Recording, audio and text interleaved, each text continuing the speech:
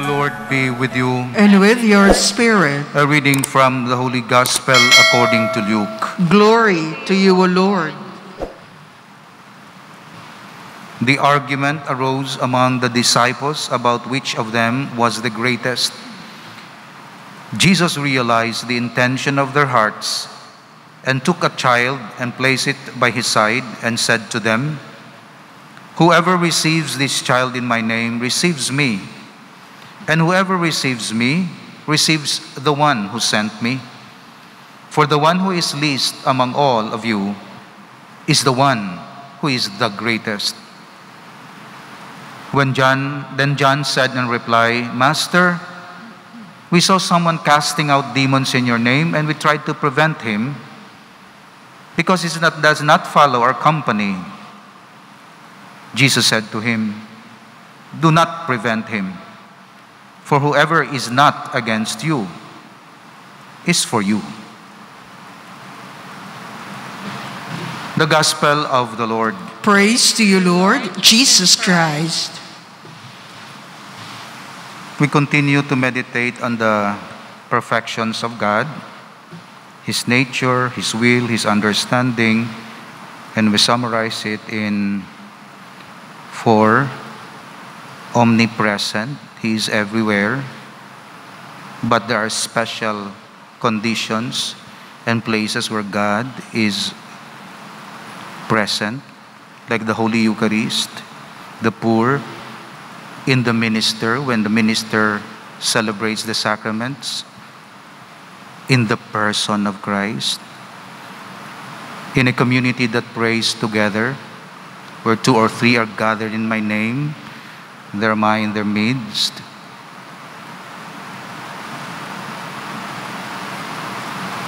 But in a very special way, God is present in the Holy Eucharist, of course, in heaven.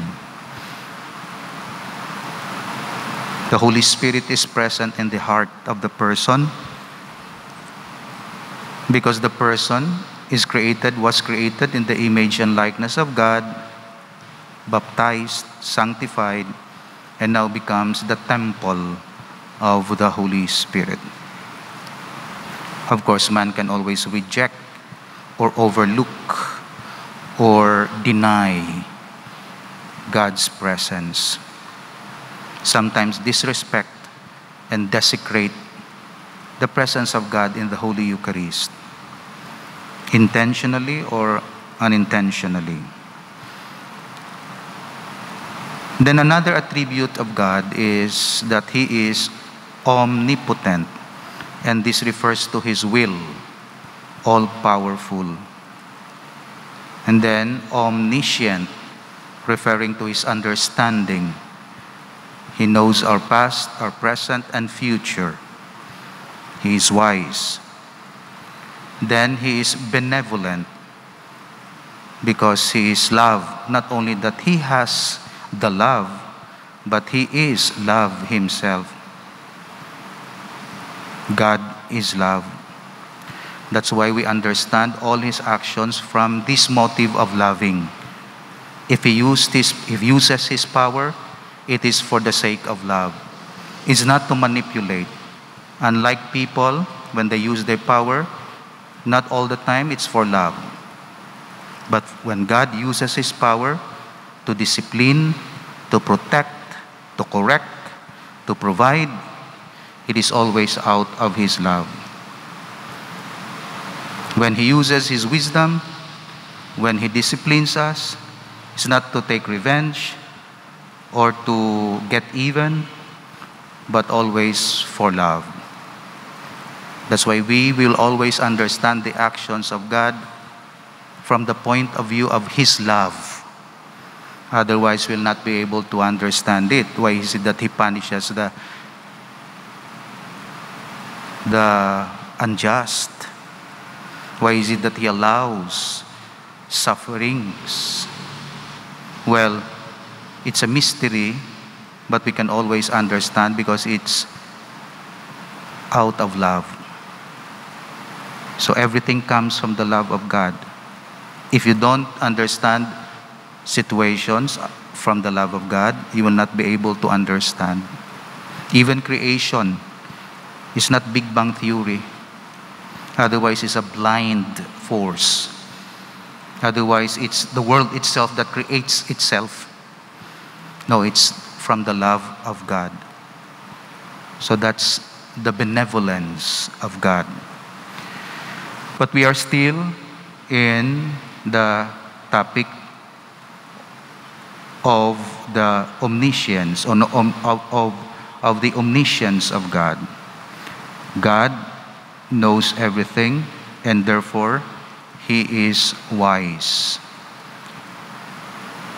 God is supremely wise. He knows how to direct everything for the best in order to carry out His designs. So do not run the world as if you are the owner of the world. As if you can do better than God. God runs the world because of His supreme wisdom. The design at which God aims is nothing else than His own glory and the good of His creatures. And you know what is the glory of God? The happiness of His creatures. Unlike us, our glory is our own. But the Father, His glory, His joy, is the success of His Son. That's why when we say the glory of God, it's our success. It's not the selfishness of God. So the glory of God is man fully alive. So when man reaches his fullness, it becomes the glory of God, becomes the likeness of God. That's why the glory of God is actually our joy and our happiness and our fulfillment. So do not separate the glory of God from our happiness, because the happiness of man is the glory of God. Ang kadalagan sang anak, ang kaayuhan sang anak, kag kalipay sang anak, kalipay sang iloy. Ang kalaglagan sang anak, ang kalainan sang anak, kasubo sang iloy. So all things in the world is for the glory of God. And of course, the highest, the peak of God's glory is the fullness of man. We continue. The wisdom of God, the design at which God aims is nothing else than His glory and the good of His creatures.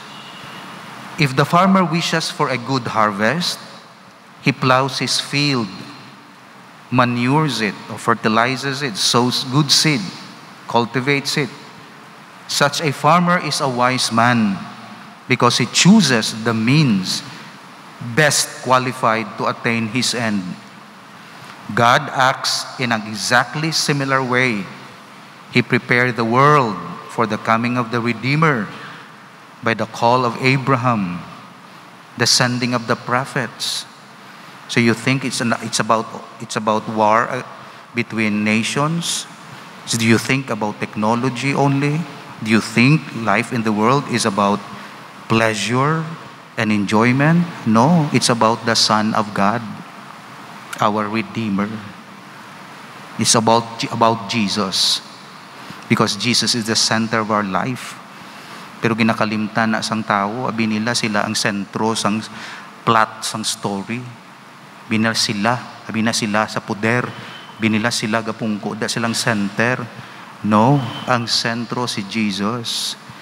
Wala ging create ang kalibutan para mangin sentro ka, kundi makilala mong anak sang Dios.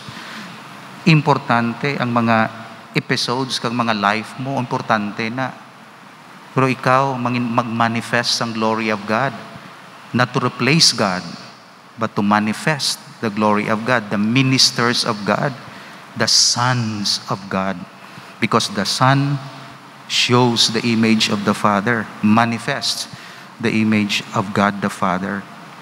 So He prepared the world for the coming of the Redeemer.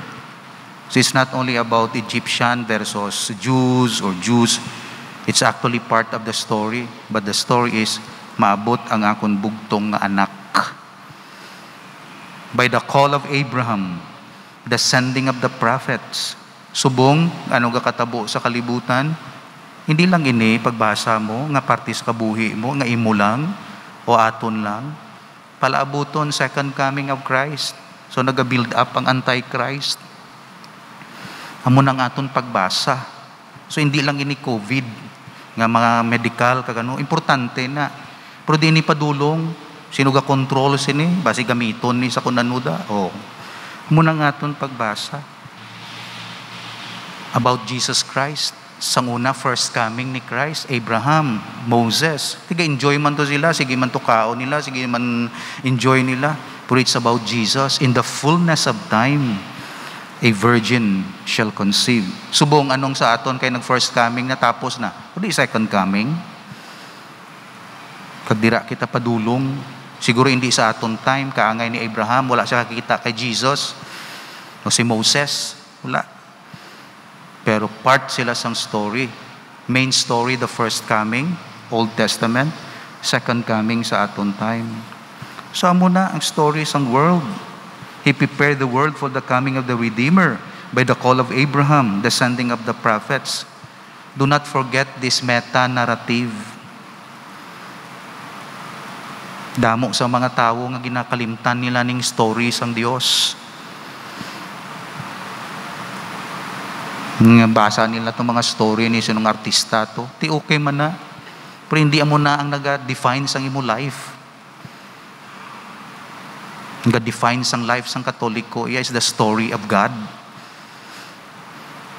Amo nang unique sa Katoliko. Amo nang kinalain sang Katoliko. Hindi tungod special. Tungod may story siya sa iya kabuhi. Part siya sang salvation history. That's why hindi kita mag-atheist. Ang atheist, wala sang story of God. The wisdom of God shows itself in the life of individuals. Example, Joseph in Egypt, of Moses, of Saint Paul, and also in the history of nations and kingdoms. That's why ang aton gina-idolize in a good sense, no term, idolize, mga santos. Kaya ila kabuhi related gid sa plano sang Dios. Santos, San Lorenzo, o tena, may meaning life ya kay Jesus mo. O Saint Vincent de Paul, ti pareho mala na, gabulig man to. Pero anong meaning ya? Kay ti halin siya sa Dios, may meaning ya, niya kabuhi. May part sang plano sang Dios, wisdom of God. So muna, nga gasimba kita, tungod gusto naton, nga related gid permi ang aton kabuhi sa Dios. Again, ang Dios hindi naton kaaway, Father naton siya. Kag iya desire, hindi kuhaan kita sang kalipay, kundi i-purify, i-perfect ang aton kalipay. That's the wisdom of God. The wisdom of God shows itself especially in the way in which He brings good out of evil. Sa amuning wisdom sang Dios, may kapasidad siya mag-produce sang good sa evil, sa kondisyon, hinusulan mo. Kaya kung ang evil work mo, wala mo ginainusulan, hindi siya maging fertile soil para sa good. Pero kung evil, madunot siya, fertilizer siya sa good. Ang vices kung madunot, soil siya para sa virtues. The life of the patriarch Joseph is an excellent example of this. God's ways are not as our ways. His thoughts as our thoughts. Man proposes and God disposes. A man inexperienced in war would be puzzled by the orders issued by the general and would not be able to understand how they all could tend to ensure victory. We shall understand God's ways in heaven, but we cannot understand everything here on earth. A child saw how the thorns tore away little pieces from the fleece of a sheep and wanted to remove the thorns. Presently, the child saw how the singing birds collected the bits of wool to make their nest. and no longer wish to remove the thorns. Many men are like this child. So may wisdom niya ang Diyos. Basta mo lang ni, if you love God, everything works for the good of those who love God.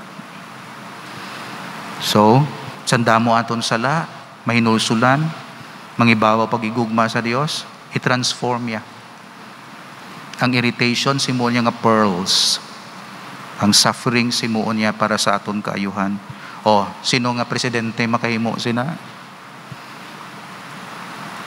O, sino nga tao makahimo sina? Ngalin sa kamatayon, mapabanhaw ya? Tell me. O sa kalainan, makonvert ya? O sino sa inyo makahimo sang bata nyo nga ritubado, convert ya? Sige be. Kung hindi sa power sang Holy Spirit ka sang Dios. That's why kung ulugtasan ng bata, pray for his conversion. Ask for his conversion. Diyos ma-intervene. Tani kung may bulong lang sa butika, himno niya lang para magbuot siya. Aling wala bulong para magbuot. Ang bulong para magbuot, faith, conversion sa Diyos.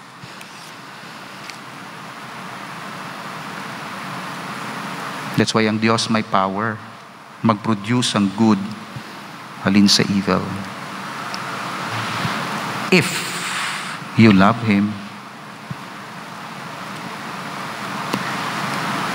sa mo ng wisdom sa Diyos. Magwa lang ang maayo sa kondisyon, if you believe in Him, if you love Him, and you put your trust in Him. Nagapati ka ba lang nga maayo ko ikaw? Oo, gapati ako. Maayo ka. Gapati ka ba lang nga maayo ka? Hindi ko magpati. Bisan may power ang Diyos, hindi siya mag-efekto sa imo. Because you reject sang action sang Diyos. That's why mga atheists, wala kabalo kung anong nakadula sa ila kabuhi. Because of the rejection of God. So hindi natin mahangpan initanan, pero gatuo kita, may wisdom ang Diyos. Sometimes, ang reward, consolation, diri na sa kalibutan, oftentimes, ang consolation dito pa sa pihak nga kinabuhi. Pero ito ya eternal, diri ya 70 years, man lang 80 years. Ti, sakripusyuhon mo ginang 6 years mo, o 8 years mo, o 12 years mo. For eternity, makurap ka gid sa 6 years kag sa 8 years, tapos forever ka dito sa impyerno.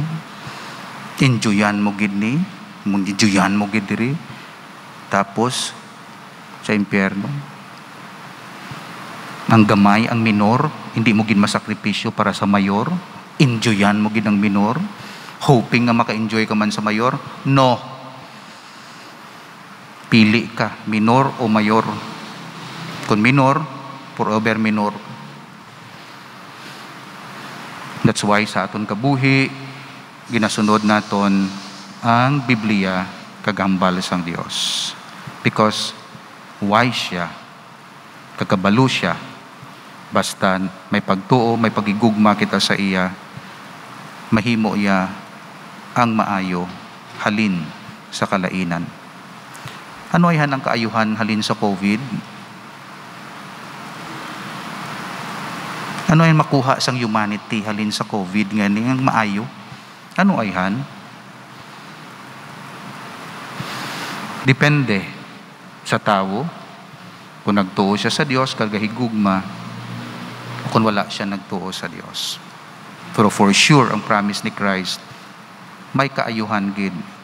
Basta connected ka sa iya in faith. Why?